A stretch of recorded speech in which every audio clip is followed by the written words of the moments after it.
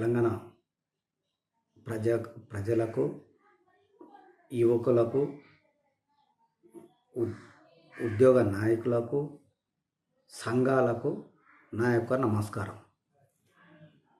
అయ్యా, ఈరోజు ఖమ్మంలో ప్రతిపక్ష నాయకులు హరీష్ రావు, సబితా ఇంద్రారెడ్డి వీళ్ళంతా అక్కడ వరదలు వచ్చినాయి. ఆ వరదల పరిస్థితి ఏందో అని కనుక్కోవడానికి పోయారు. వాళ్ళకు సాధ్యమైనంత వరకు ఏదో వృతభక్తిగా సాయం చేద్దామని పోయారు. పోయినప్పుడు మరి మొన్నటి వరకు రేవంత్ రెడ్డి లాభోదిబో మొత్తుకున్నాడు, ప్రతిపక్ష నాయకుడు ఎక్కడా లేడని. మరి ప్రతిపక్ష నాయకుడు తరపున హరీష్ రావు వీళ్ళంతా పోయారు. పోయినప్పుడు మీకు ఓర్వజాలకపోతే అక్కడ వాళ్ళకి ఏదో రేపు సింపతి పెరుగుతుందనే ఉద్దేశంతో దాన్ని ఏదో విధంగా డైవర్ట్ చేద్దామని చేయడం ఇది ఎంతవరకు సబబం? దయచేసి మేధావులారా మీరంతా ఆలోచన చేయండి. కేసీఆర్ ఏం చేసిండో, ఏం తప్పు చేసిండో, టీఆర్ఎస్ గవర్నమెంట్ ఏ పొరపర్ల చేసిండో దానికంతా మనం పనిష్మెంట్ ఇచ్చినాం. మరి ఆ పనిష్మెంట్ ఇచ్చిన తర్వాత మరీ ఇంకా విచ్చలుడుగా రెచ్చిపోవడం ఇది ఎంతవరకు ధర్మం? మీరే చెప్పండి మేధావులారా. అంత కోదండ రామరెడ్డి గారు కానీ, మల్లన్న గారు కానీ, జడ్సన్ గారు కానీ, మీరంతా పెద్ద పెద్ద మేధావులు. ఇది కరెక్టే అంటారా? వాళ్ళు ప్రతిపక్ష పనులు పోయిర్రు, వాళ్ళు ఏం చేస్తారో చూడండి. ప్రభుత్వం వాళ్ళ చేతులు ఉంది, ఇంటెలిజెన్స్ రిపోర్ట్లు తెప్పించుకోండి. వాళ్ళు అక్కడ పోయి ఏం అల్లాలు చేయడానికి పోయిర్రా, లేకపోతే ఏం చేయడానికి పోయారు? వాళ్ళు ఏదో వాళ్ళకు తోసినది, వాళ్ళ చేతనైనది చేయడానికి పోయారు. దాన్ని కూడా రేవంత్ రెడ్డి జీర్ణించుకోలేకపోతే పొంగులేటి శ్రీనివాసరెడ్డి రెడ్డి అనేది అప్పటికే రెడ్డిల రాజ్యం వద్దు వద్దు అనే జనాల్లో ఉన్నది. అది ఈరోజు మీరు ప్రూఫ్ చేసారు. ఈ విషయంలో మేధావులు అందరూ ఖండించినప్పుడే మీకు విలువలు అనేటివి పెరుగుతాయి. ఇది ఎంతవరకు కరెక్ట్ చెప్పండి? పోకపోతేనేమో పోలేదని రేవంత్ రెడ్డి లబా మొత్తుకుంటున్నాడు.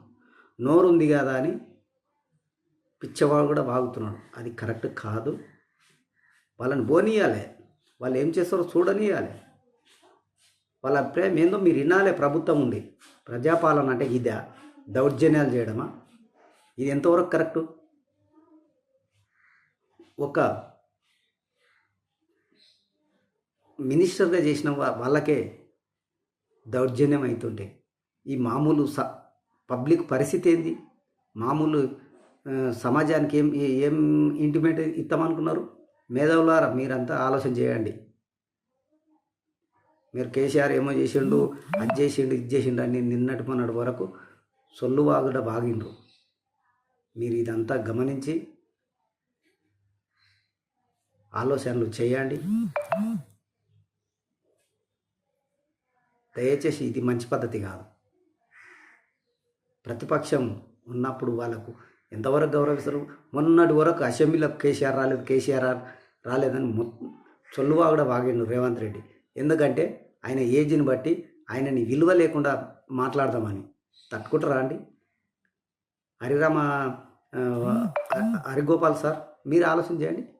ఒక తప్పో ఒప్పో ఒక పెద్ద మనిషిని పట్టుకొని అనడం ఎంతవరకు సమాజం? మీరే ఆలోచన చేయండి.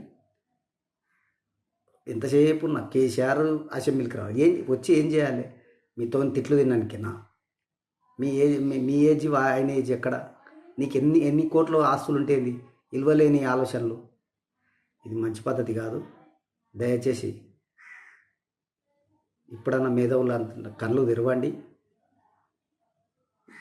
ఎక్కడ పోతుంది తెలంగాణని? ఆంధ్ర టైప్ చేద్దాం అనుకున్నారా? ఆంధ్ర నిన్నమొన్నటి వరకు జగన్మోహన్ రెడ్డి అదే దౌర్జన్యాలు చేసిండు. ఇప్పుడు ఏమైండు జగన్మోహన్ రెడ్డి? ఆయన అక్కడ రెడ్డి అనేది రెడ్డి చూపించాడు. ఇక్కడ రేవంత్ రెడ్డి, పొంగులేటి శ్రీనివాసరెడ్డి రెడ్డి అనేది చూపిస్తున్నారు. ఇంక మీరే ఆలోచన చేయండి. ఇది మంచి పద్ధతి కాదు. దయచేసి ఇది మామూలు మాయాసొట్టి సామాన్ల మైండ్లోకి వచ్చిందంటే ఈ గవర్నమెంట్ ఎక్కడ పోతుంది కూడా మీకే అంత దొరకదు. మొన్న జగన్మోహన్ రెడ్డికి 11 సీట్లు అన్నీ వచ్చినాయి. వీళ్ళకు గుండు సున్నా కూడా వచ్చే పరిస్థితులు ఏర్పడతాయి.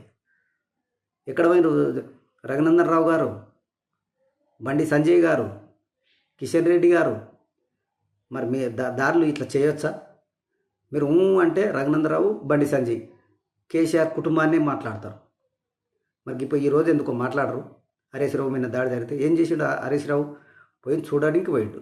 తప్ప ప్రజాస్వామ్యం అని అంటున్నాం కదా, ప్రజాస్వామ్యంలో ఏమన్నా తప్పు చేసిండు ఆయన మీద దౌర్జన్యం చేయడానికి పోవడానికి ఉసగొల్లిపోయినరు ఎవరో అని మళ్ళా ఏదో కేసులో మామూలు వాళ్ళని ఇరికిస్తారు. దీని వెనుక మంచి ఒక పథకం ప్రకారమే పొంగులేటి శ్రీనివాసరెడ్డి, రేవంత్ రెడ్డి వాళ్ళు జీర్ణించుకోలేక ఈ పనులు చేయించారు.